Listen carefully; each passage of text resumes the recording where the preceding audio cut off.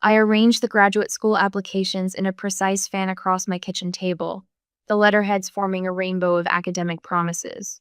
Princeton, Columbia, Georgetown. My fingertips trace the embossed insignias while my laptop screen glows with my meticulously crafted budget spreadsheet. The numbers don't lie. Tuition, $52,600. Housing, $18,400. Books and supplies, $3,200. The total stares back at me, daunting but manageable thanks to the $85,000 education fund my grandmother established before she passed last spring. "You have your grandmother's mind," she'd told me once, her papery hand squeezing mine. "Sharp as a tack. Use it for something that matters." My phone feels heavy in my palm as I dial. The spreadsheet's neat columns shimmer through a sudden film of tears, not sadness, but anticipation. After years of putting my own dreams aside, the path forward is finally clear. Dad answers on the third ring. "Madison, how's my responsible daughter today?" "Hi, Dad. I'm actually calling about Grandma's education fund." My voice rises with genuine excitement for the first time in months. I've narrowed down my grad school choices, and I need to discuss accessing the money for the deposits. The silence that follows stretches one beat too long. "Dad, are you there?" Yes. His voice drops half an octave. "About that fund, there have been some, temporary family adjustments." My stomach clenches. "What kind of adjustments?" The rustle of the phone being passed. Mom's voice now, falsely bright. "Madison, honey, the timing of this call is... Well, we were planning to discuss this with you soon." "Discuss what?" "The education fund." She clears her throat. "That money's gone to your sister's condo." The room tilts sideways. "What?" "Brooke and Travis needed a decent place, and the market was just perfect. You know how real estate opportunities work, strike while the iron's hot." Mom's words rush together. They found this adorable 3-bedroom in Oakwood Hills with a pool access, and my education fund paid for Brooke's condo? Each word feels like glass in my throat. "Now don't be dramatic." Dad's voice again. "Speakerphone now. You're smart, you'll figure it out. Student loans exist for a reason." My hands tremble so violently I nearly drop the phone. Blood pounds in my ears. The applications on my table blur into meaningless colored rectangles. "Madison, are you there?" Mom's voice seems to come from miles away. A memory surfaces with cruel clarity. Brooke, age 12, twirling in a brand new Easter dress, while I wore her outgrown one from the previous year. Madison doesn't mind. Mom had told the questioning church ladies. She's not fussy about clothes like her sister. Another flash. Dad beaming at Brooke's class in algebra while my straight. A report card sat unacknowledged on the refrigerator. "Your sister needs more encouragement with academics," he'd explained when I finally asked why. The pattern stretches back through my entire childhood. 2 daughters. 2 standards. Madison the reliable one. Madison the low-maintenance one. Madison who never needed attention because she always figured things out on her own. How long? My voice sounds foreign to my own ears. "How long have you been taking money from the fund?" Dad sighs. "Now, Maddie." "How long?" "About 18 months, Mom admits. Small transfers at first, then the bulk for the down payment in February. 3 months after Grandma died. While I was still writing thank you notes for funeral flowers, that money was legally designated for my education." My knuckles whiten around the phone.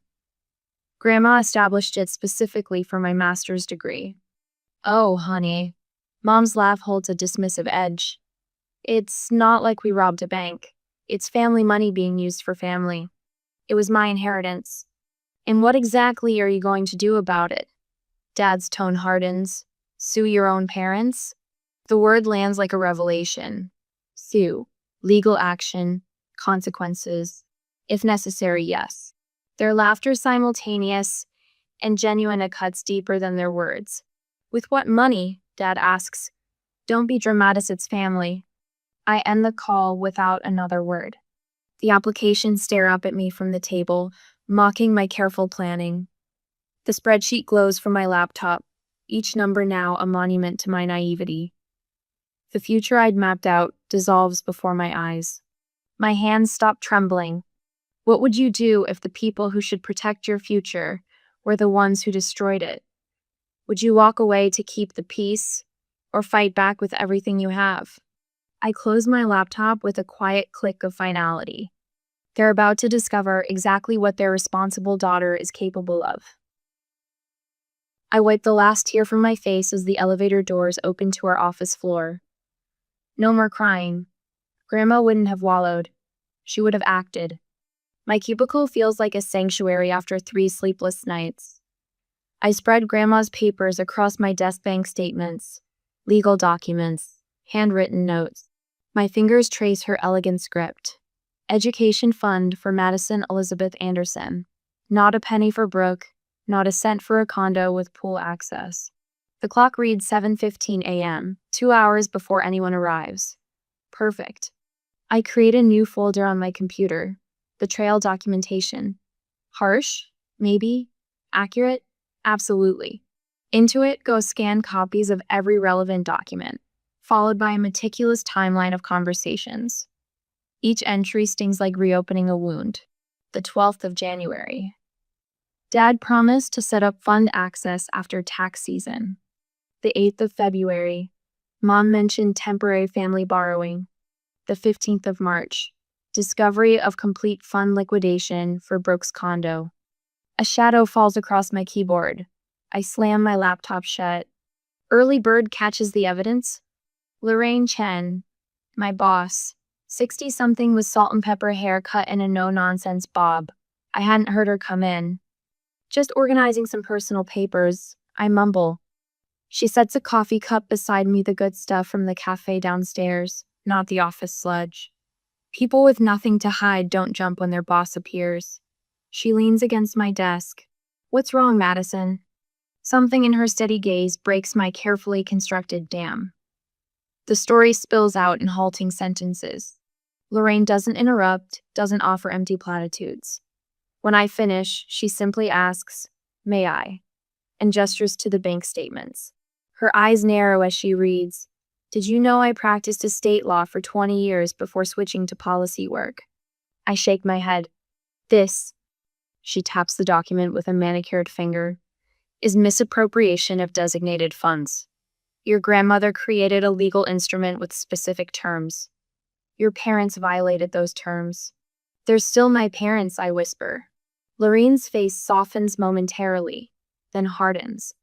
And you were their child to protect. 3 days later, we sit at a corner table in the bistro across from our office building. Lorraine pushes aside her half-eaten salad and pulls out a legal pad.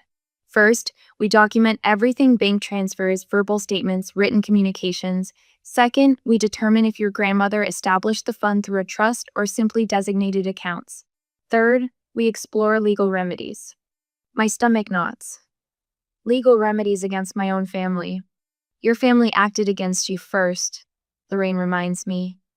The question is whether you'll let them get away with it.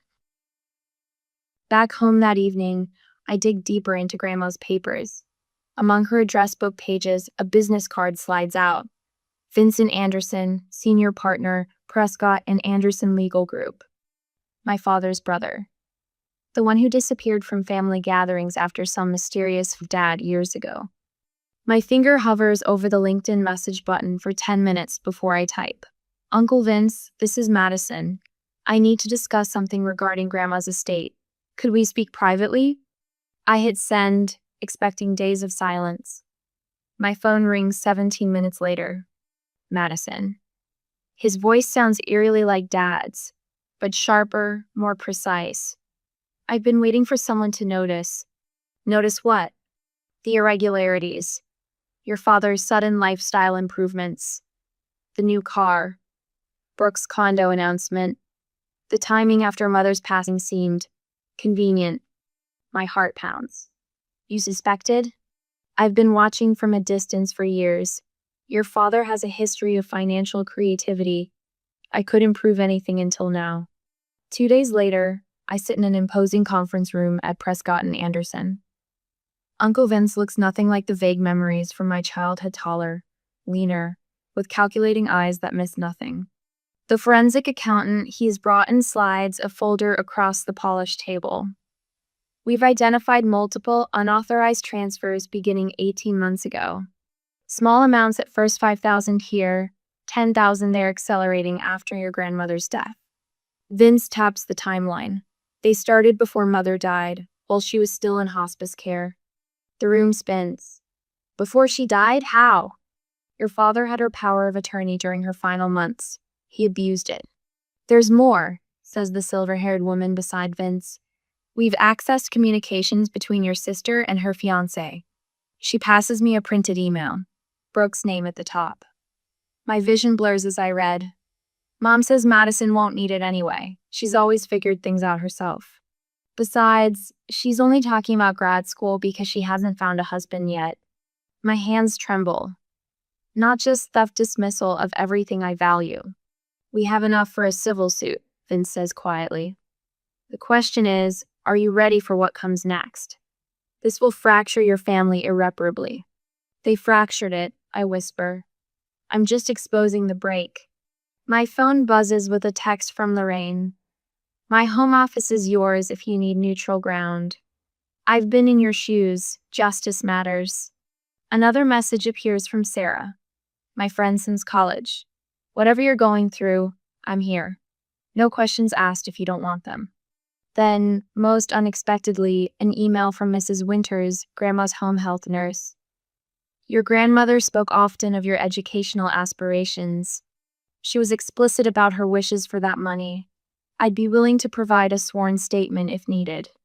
I look up at the faces around the conference table, professional strangers, and a once distant uncle, now united in my corner. For the first time in days, I don't feel alone. What's the next step? I ask, my voice steadier than I expect. Vince smiles, a small, grim expression, nothing like my father's easy charm. Now we show them that the quiet one in the family finally has something to say. Have you ever discovered that someone you trusted completely had betrayed you? The moment Madison realizes the depth of her family's deception will leave you breathless. Share in the comments if you've ever had to make the painful choice between family peace and personal justice. My phone vibrates for the 18th time today. The Anderson family group chat has erupted into a volcano of concern, guilt, and thinly veiled threats. I slide the phone face down on my coffee table and turn back to the stack of legal documents. Uncle Vince's attorney had couriered them over with instructions to review before tomorrow's meeting. The phone buzzes again, then chimes with a voicemail.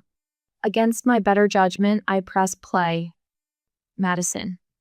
Mom's voice breaks, a theatrical catch that used to send me running to fix whatever was wrong. Family matters should stay private. You've always understood that. Whatever this is about, we can discuss it without strangers involved. Call me back, honey. Please. Delete. My finger hovers over the group chat. 27 unread messages. The preview shows fragments, completely unreasonable, and after everything we've done, and your sister is devastated. The phone rings Dad's direct line. I answer before I can think better of it. Madison Elizabeth Anderson. His voice carries that specific timbre of paternal authority that once made my shoulders curl inward. There are consequences to disloyalty that you haven't considered. Like what? My voice emerges steadier than I feel. That job of yours? 3 calls to the right people and... Are you threatening me? His sigh rushes through the speaker. Don't be dramatic. I'm stating facts. Actions have consequences. Think about what you're doing to this family. I end the call and block his number. 10 minutes later, Brooke texts separately from the group. Travis and I might lose our dream home because of you. Is that what you want? To destroy your sister's future? I set the phone down and stare at the wall. The irony sits bitter on my tongue. Rain patters against my apartment windows. I've been sitting in the same spot for 2 hours, the lawyer's business card in one hand, phone in the other. My thumb hovers over the delete contact button. A knock at the door startles me. Sarah stands in the hallway with a bag from our favorite Thai restaurant and a concerned expression. You didn't answer any texts, so I figured. She holds up the food. Pad C shoe, extra broccoli. I step aside. Sarah spots the legal papers on my coffee table, the lawyer's card in my hand. You were about to back out, she says, not a question. I sink into the couch. They're still my family. Sarah unpacks containers with deliberate movements. My therapist calls what your parents do reactive abuse. They push and push until you finally react, then paint you as the villain. It's just money, I whisper. It's not, though. She sets a plate in front of me. It's 27 years of being the family doormat. It's your grandmother's wishes. It's your future. The next morning, a package waits at my apartment door. Inside, a hardcover notebook bound in forest green leather. The first page holds Lorraine's precise handwriting. Your future, your terms. I trace the letters, remembering my boss's face when I'd finally broken down in her office. The education fund story spilling out between sobs. Because you thought it made you strong, Lorraine had said when I admitted my lifelong silence. But silence isn't strength, Madison. It's permission. My silence enabled them. For 27 years, I'd swallowed their favoritism, accepted their excuses, believed their gaslighting. I'd been the good daughter who never complained, never demanded, never fought back. Not anymore. Vince's law firm occupies the top floor of the Hawthorne building downtown. Floor-to-ceiling windows frame the city skyline as the forensic accountant clicks through her presentation. The timeline is irrefutable, she says, pointing to the spreadsheet projected on the wall. The first unauthorized transfer occurred 18 months ago, a test amount of $2,500. The evidence lays bare every manipulation, every lie. Bank records show withdrawals began 3 months before grandmother even passed. Power of attorney documents bear signatures with questionable authenticity. They started stealing before she died? My voice sounds distant to my own ears, and accelerated once you began asking questions. The accountant highlights a series of rapid transactions.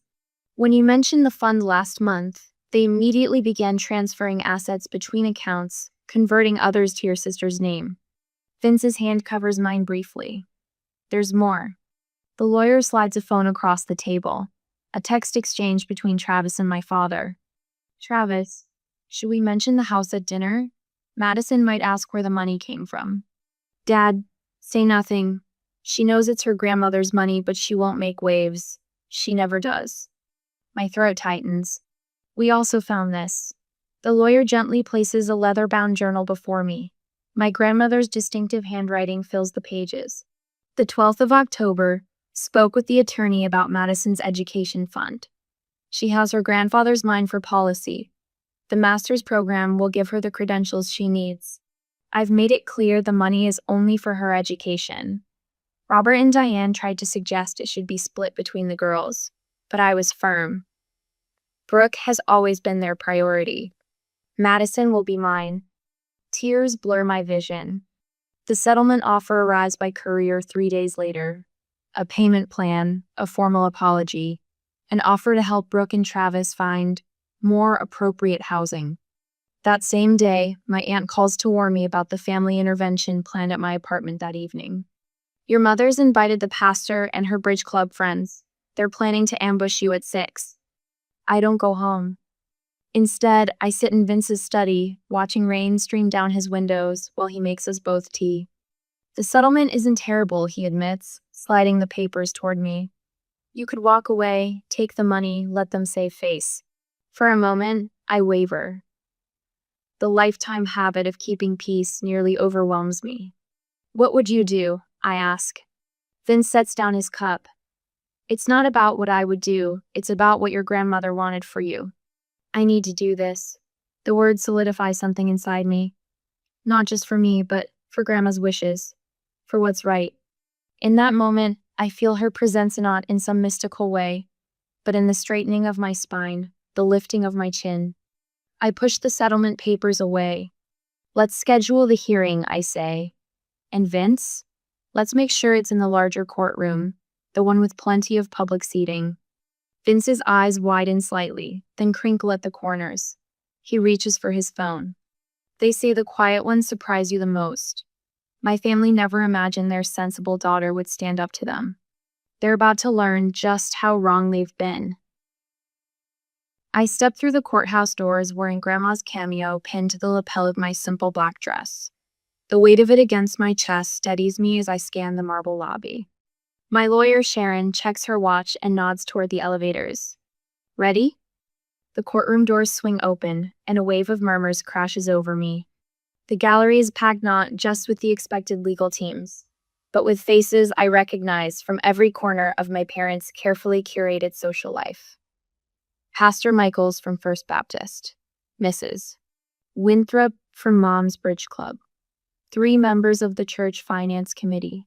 They shift in their seats, eyes sliding away when I meet their gaze. My parents arrive 7 minutes late, Dad in his golf tournament blazer, Mom in a cream St. John knit suit. Brooke trails behind them, holding Travis's hand like she's being led to her execution. Judge Harriman peers over her glasses. Anderson versus Anderson, case number 47,291. Sharon rises, placing 3 binders on the evidence table. The projector casts bank statements onto the wall. Red circles highlight transaction after transaction, arrows connecting them to my parents' accounts, to Brooke's mortgage documents. Dad shifts in his seat. His attorney, a country club friend named Walter, with thinning hair, shuffles papers without making eye contact. Mrs. Anderson, Judge Harriman says when it's my mother's turn, did your mother-in-law explicitly state that this fund was for Madison's graduate education? Mom smooths her skirt. Well, Mother Anderson had many conversations about the children's futures, very general conversations. Sharon approaches with a document. This notarized letter from 2017 seems quite specific about Madison's master's degree. Mom's foundation cracks. A flush creeps up her neck as she reads. Yes, but families adjust priorities as circumstances change. Elizabeth would have understood. Did she understand before she died? Or did you make these adjustments after she was no longer able to object? I testify next, my voice steadier than expected. I describe finding the grad school applications, making the phone call, the slow dawning horror as I realized what had happened. And what was your father's response when you mentioned potential legal action? I meet Dad's eyes across the courtroom. He laughed. They both did. He said, with what money? A soft gasp ripples through the gallery. Dad's testimony unravels like a cheap sweater. He claims the transfers were temporary, contradicting sworn statements about their permanence. He insists Grandma verbally amended her wishes, then admits under cross-examination that this conversation happened after her stroke. First National's bank manager takes the stand next, her gray suit as crisp as her testimony. We noticed unusual pattern shifts in the trust account beginning 18 months ago. Large withdrawals occurred immediately following Mrs. Elizabeth Anderson's hospitalization. Did you flag these transactions? Sharon asks. We attempted to contact the primary account holder, but by then she was unable to communicate clearly. Travis fidgets during his testimony, pulling at his collar. Sharon shows him a credit card statement. 3 days after receiving the down payment funds, you purchased a boat? He glances at Brooke, then back at his hands. We figured more money would come if we needed it. Her parents always covered Brooke's stuff. Brooke testifies last, mascara smudged beneath her eyes. Did you know the source of the funds for your condominium purchase? Mom and Dad said it was family money. And you didn't question why your sister's education fund was suddenly available for your housing needs? Brooke glances at her parents, then back at her lap.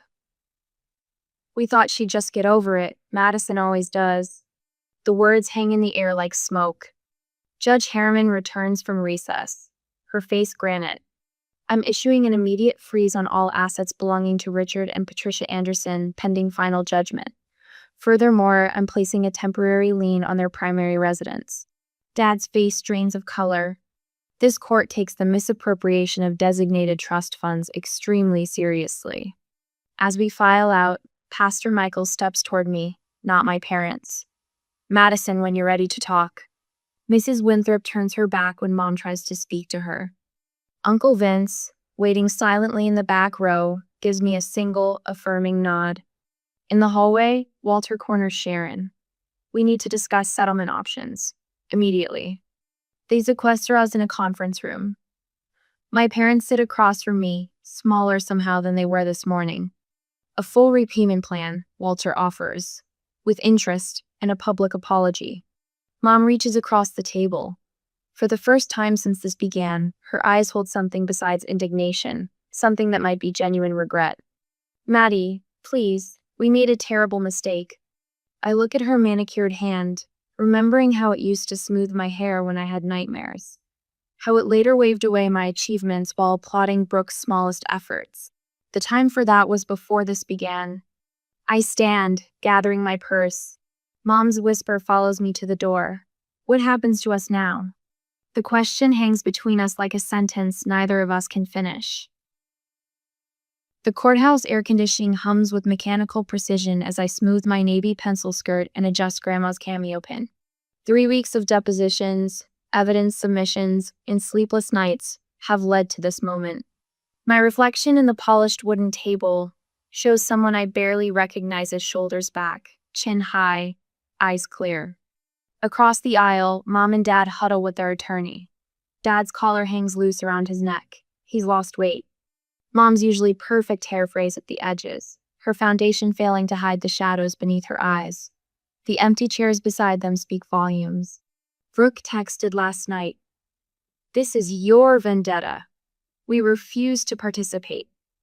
Travis and she fled to his parents' lake house, accountability left behind like unwanted baggage. All rise. Judge Peterson enters with purposeful strides, her silver-streaked hair pulled back severely. The gallery rustles faces I've known my entire life filling the rows. Mrs. Kavanaugh from the church social committee. Mr. Wallace from the country club board.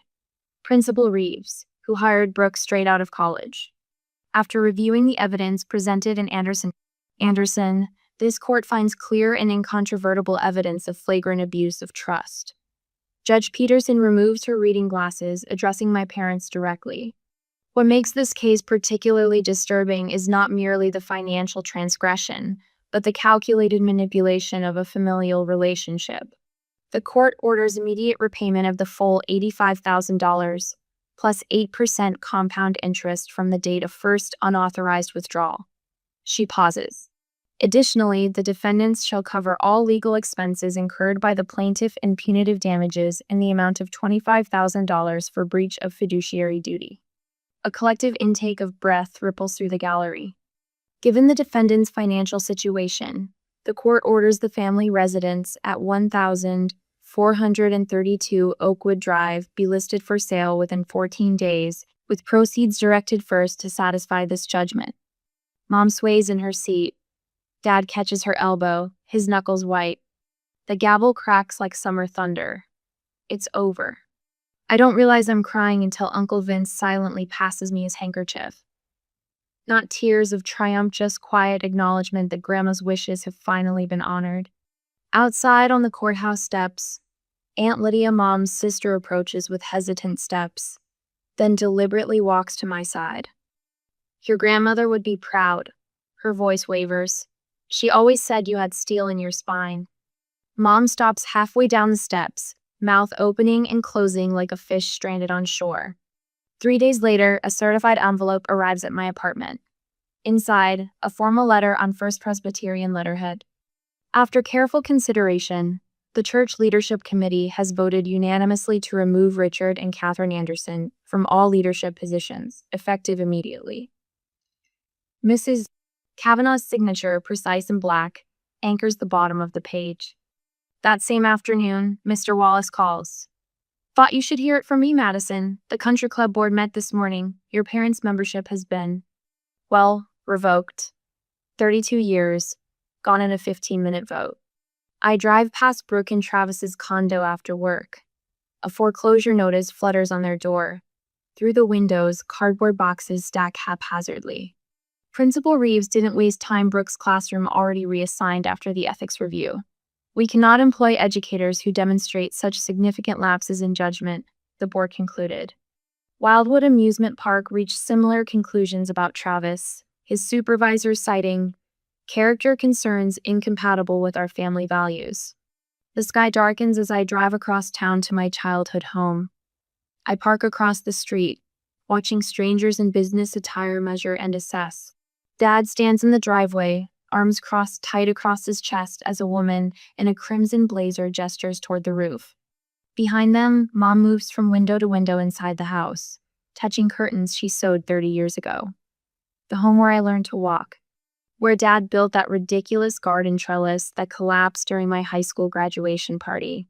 A beat-up moving truck sits in the neighbor's driveway, discount movers stenciled on its side.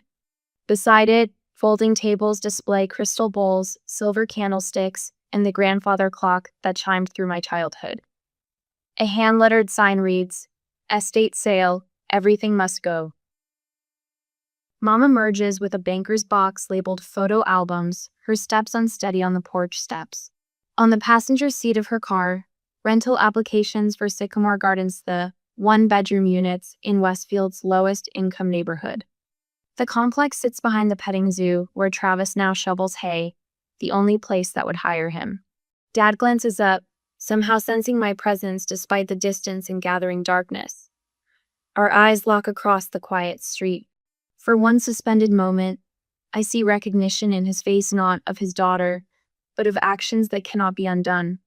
A notification pings my phone an email from Georgetown, confirming my enrollment deposit has been received. My future waits, stretched out like an unwritten page. They say karma comes when you least expect it. I never wanted destruction, just justice. But some actions set off consequences that can't be controlled. As my family's comfortable world collapses around them, I face my hardest question yet. Was it worth it? The streetlights flicker on as I head home, illuminating the path forward one light at a time. Sunlight breaks through my bedroom blinds, casting golden bars across the acceptance letter framed on my wall. Princeton University, Master of Public Administration. 3 months into my first semester, and the letterhead still makes my breath catch every morning. I trace the edge of my grandmother's photo beside it. "We did it," I whisper, straightening her silver frame exactly parallel to my merit scholarship certificate. The award covers what her education fund should have a different path to the same destination.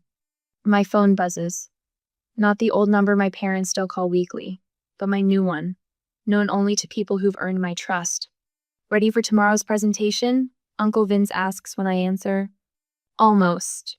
Just finishing the section on trust protection clauses." I adjust the cameo pin at my throat, the one possession of Grandma's I wouldn't sell to help finance tuition. The committee will be impressed. Not many first years tackle financial reform legislation. Experience is a thorough teacher, I say, the words falling into the comfortable rhythm we've established since he became my ally. After we hang up, I stand at my apartment window. From here, I can see the distant clock tower where I'll present tomorrow. My reflection overlays the campus view, shoulders squared, chin lifted.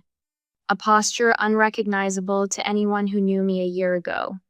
4 blocks away, in a one-bedroom apartment above a laundromat, my parents unpack groceries from the discount market. Dad sorts coupons with the same hands that once signed away my future, without hesitation. Mom washes dishes while watching Travis walk dogs at the petting zoo, visible through their kitchen window. The condo they bought, Brookney Condo, in truth stands empty now, foreclosure notice taped to its door. According to Sarah, who still follows my sister online, Brooke's social media has devolved into lengthy pleas for sympathy that meet increasingly cold responses. My parents' apartment doesn't even have room for a dining table. They eat at a card table, surrounded by the few possessions that weren't sold to satisfy the judgment. Dad's golf clubs are gone. Mom's porcelain figurines, too. The family portrait that once dominated their living room wall now hangs crooked in their narrow hallway. I don't feel the vindication I expected. Just quiet certainty that consequences have found their proper homes. To Madison's first semester. Lorraine raises her glass across the restaurant table.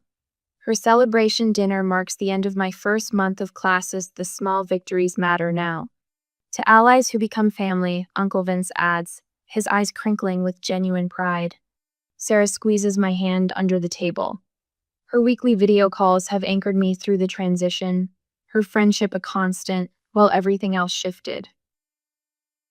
The waiter brings a small package, another card from my grandmother's bridge club, women who've rallied around her memory and my fresh start. 6 months ago, I faced my family's betrayal alone. Now support surrounds me from directions I never anticipated. Dr. Keaton's office smells of leather and lemon polish. I sit in the same chair every Tuesday, working through family tangles that once seemed impossible to unravel. You wrote about boundaries this week, she notes, gesturing to my journal. They're not walls, I say, surprising myself with the insight. They're more like property lines, clear markers of what's mine to protect. She nods. And the anger? I consider this less sharp, still there but not consuming everything else. Later, walking across campus, I stop to watch a cardinal land on a snow-covered branch. Simple beauty breaks through, a moment of joy that doesn't feel stolen or temporary, just mine. So, if a trust specifies educational purposes, the funds can't legally be redirected without proper documentation and consent. I explain to the community college classroom. 20 students, mostly women, mostly older, scribble notes. My volunteer work at the financial literacy program wasn't required for my degree. I chose it anyway. A young woman raises her hand. How do you know all this stuff about inheritance protection? The question hangs in the air. My throat tightens. Experience, I finally answer, is the most expensive teacher. At my desk, the small shrine I've created holds my grandmother's photograph and her favorite saying, handwritten and framed. Education is the one thing no one can take away from you. Beside it lies notification of my summer internship with the Family Financial Protection Coalition. My first paper on educational trust legislation received the highest grade in my cohort. I touch the cameo at my throat, feeling its familiar contours. Tomorrow, I'll stand before a classroom as a teaching assistant for the first time. In the window's reflection, I almost see my grandmother standing behind me, her hand on my shoulder. Some lessons aren't in any textbook, I whisper to her ghost, but they're the ones that truly educate us.